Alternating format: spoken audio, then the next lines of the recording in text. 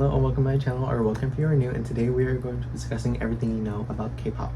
I'm going to be discussing today everything you need to know about K-pop, such as terms, controversies, and generations. So let's get started. So I'm pretty sure you guys are familiar with BTS and Blackpink and the bubblegum pop doll, but we're going to be going more into the surface in this video.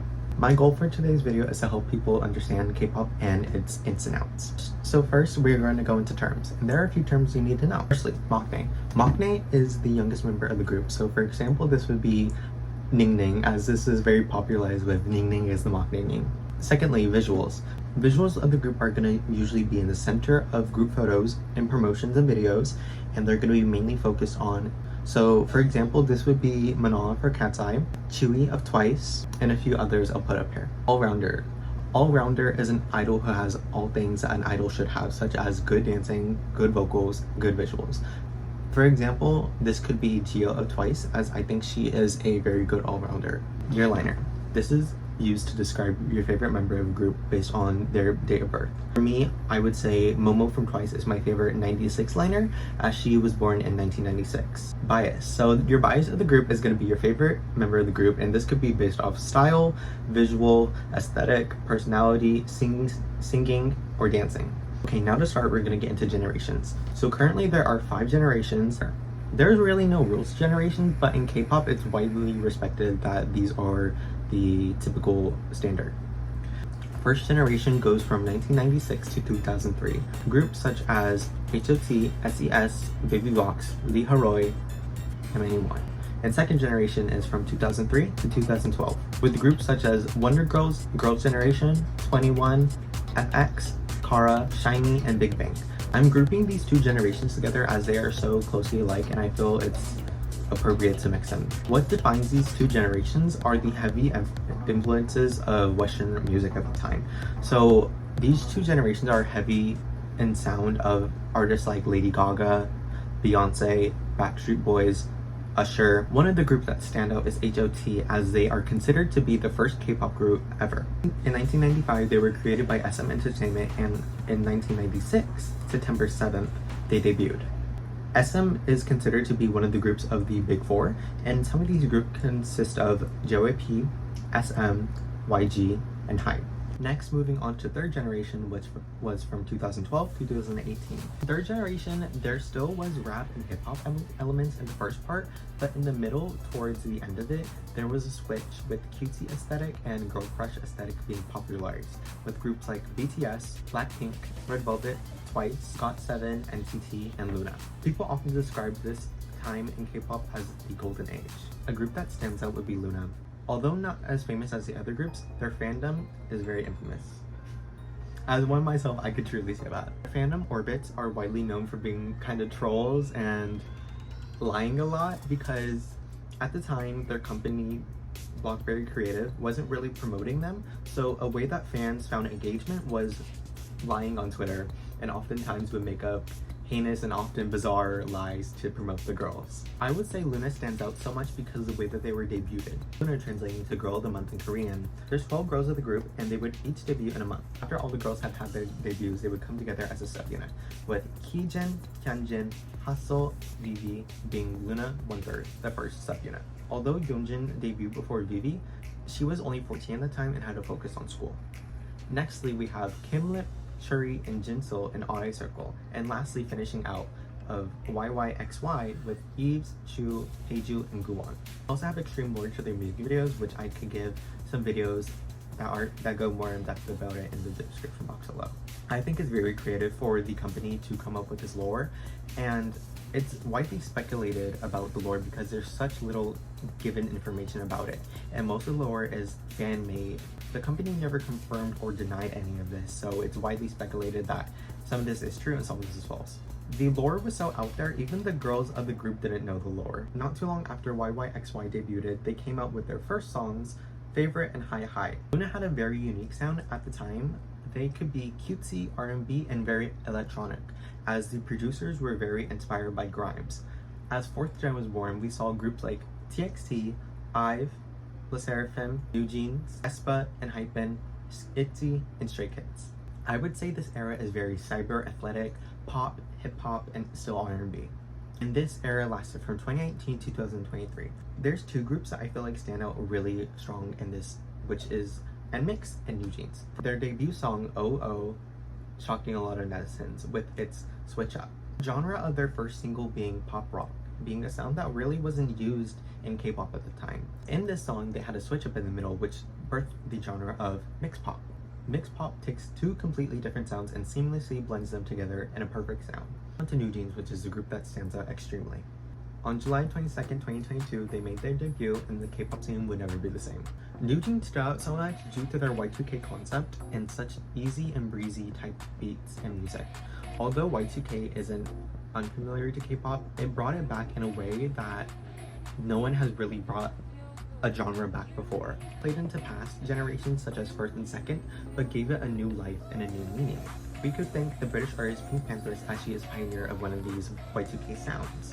Though it was Pink who brought the genre into the Western audience, it was NewJeans who brought it to the Korean audience. An impressive fact about NewJeans is only 134 days after debuting, they won the First Day Song, which is a highly regarded award. After NewJeans popularized the Y2K aesthetic, I feel as if every group after that would hone in on this concept, with groups like ILIT, Kiki, Hearts to Hearts, Boy Next Door, X-Love, and Cordis. Some new groups were hopping on this trend. It was also old groups hopping on this trend too, with stuff like Miami Bass, New Jack Swing, and Garage Pop. Unfortunately, as they had such an iconic sound, bunnies, NewJeans fans, would often accuse people of copying them, with one of their targets being ILIT. Even before ILIT had debuted, just by the teasers, bunnies had accused them of copying them, even down to the way that the members of the group looked and their concept. As I'm fans of both of the groups, it pains me so much to see this, as the girls of ILIT have really no say of what they can and can't do, and the hate that ILIT received from bunnies is just so saddening to see, as these two groups are literally like almost sister groups in a way.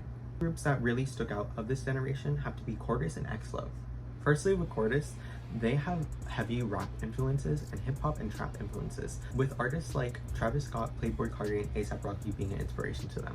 Cordis often has a time with lyrics and producing as well. Secondly, with X-Love. X-Love is a boy group with the genderless concept, which is basically just very feminine, meaning they don't appeal to the typical male idol standards.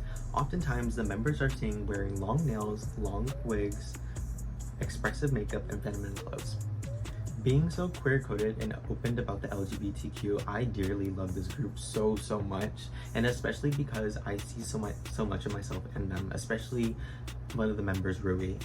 I cannot express how much I am happy to see them grow so much, because it's so inspiring to see someone like me get love on such a big scale. As they are so feminine, people often started calling them she and her, and this has been brought into the attention of the members, which they are saying they are open to.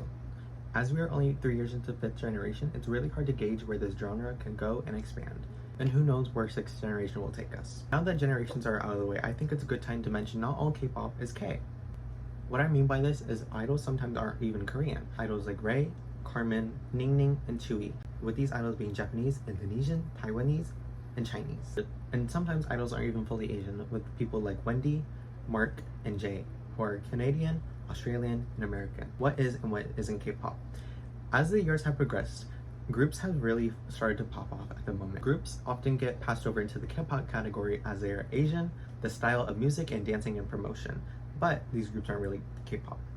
For example, there are Cat's Eye, 5E, and XG. Cat's Eye is a global girl group formed by a Korean and American company, HYBE x Geffen.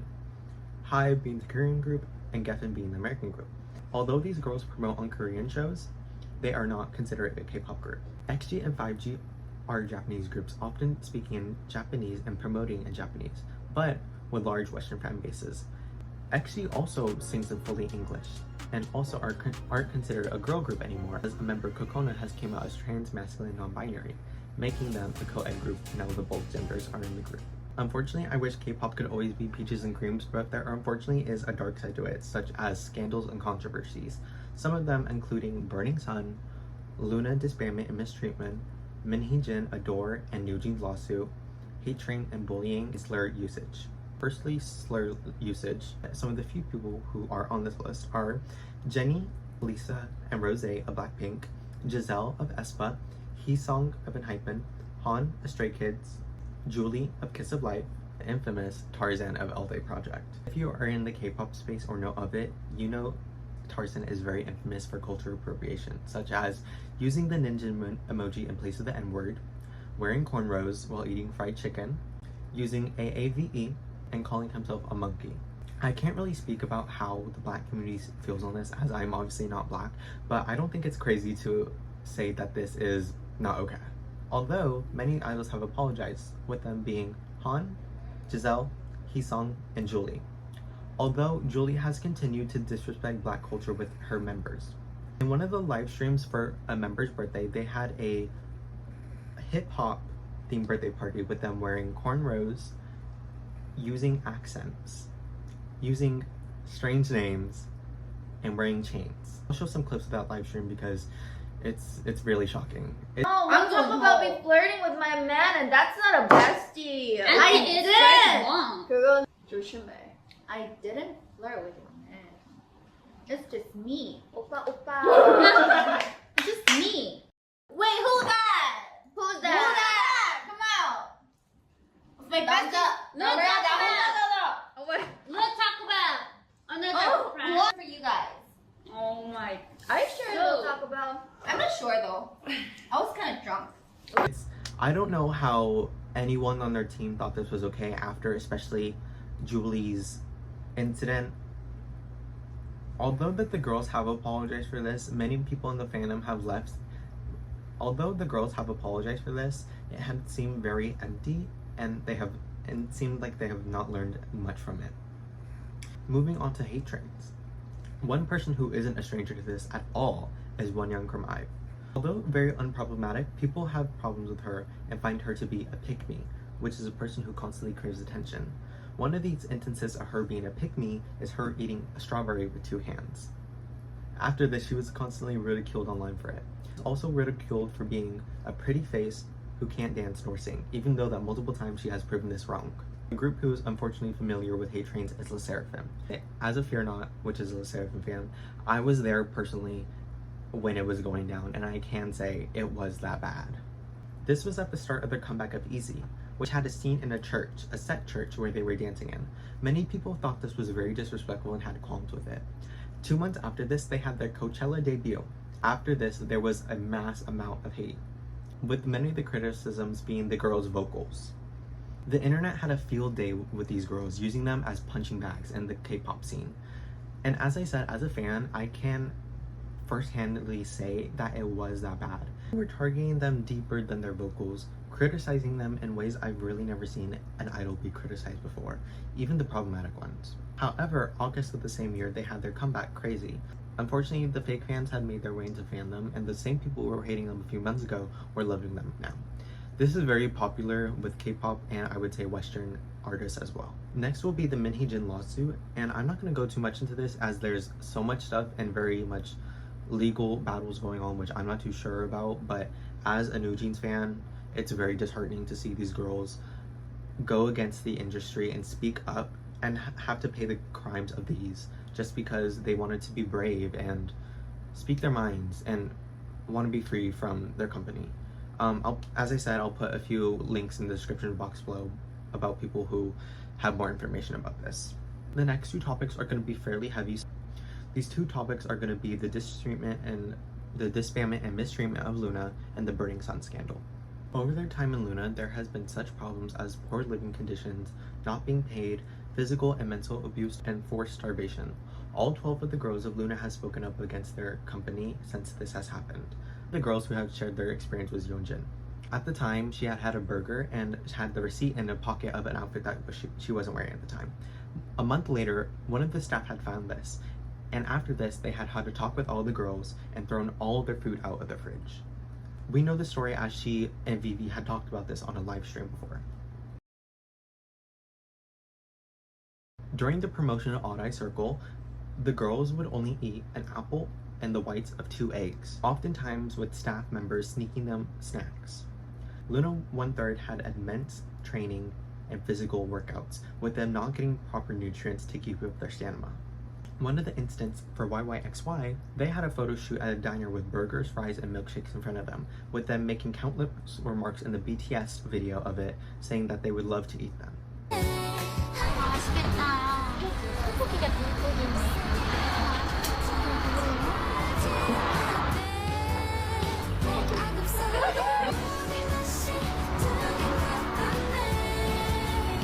참느라 힘들었어요. 다 먹어 치워버리고 싶었는데 촬영이니까 그럴 수가 없었어요. These girls had to come up with strategies to get the tiniest bit of food. As of 2026, these girls are now free from the company and Blockberry Creative no longer exists. Lastly, I'm gonna get in the Burning Sun scandal, which was in 2019. This consisted of non-consensual pictures, videos of drugged women in the Burning Sun Club. This had to do with many male idols. Guhara from Kara, being one of these victims, was able to come out and speak to a journalist about this. This had got more than 40 people behind bars. As of 2023, many of them unfortunately had now been free. Unfortunately, this had led to the lost life of Guhara in 2019, as she was getting ridiculed and constant hatred online. Although there are very dark times in K-pop, there are very light times in K-pop, and what K-pop has brought to my life is actually so beautiful. I don't think I could be who I am today without K-pop. For example, it's brought style, it's brought makeup, as you could see, it's brought the way I even present myself and act, and it's brought friends. That will be the end of this video. Thank you so much for watching. See you next video. Bye!